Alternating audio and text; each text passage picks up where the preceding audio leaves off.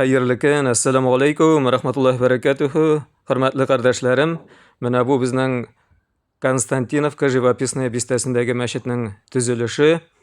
Mana endi shu ravishli bino ko'tarildi. Hozir mana kirpishdan tashqi ham ichki binolarni ko'taruv ishlari davom etadi. Birida mana hali yangroqgina ima uyushtirdik. Shulay etib mana territoriya tag'inda erkinayib tartibga solindi. Ham endi shu masjidimizni tuzuvda qatnashgan har qardoshima Alloh taolo jannatlar nasib etsin, ikki dunyo baxtlari nasib etsin. Bugungi jum'a muborak bo'lsin. Izgi ishlarimizni, ibodatlarimizni Alloh taolo qabul etsin. Ajr savoblarini ikki dunyoda da ko'rishga nasib etsin. Jannatlarga erishishga nasib etsin.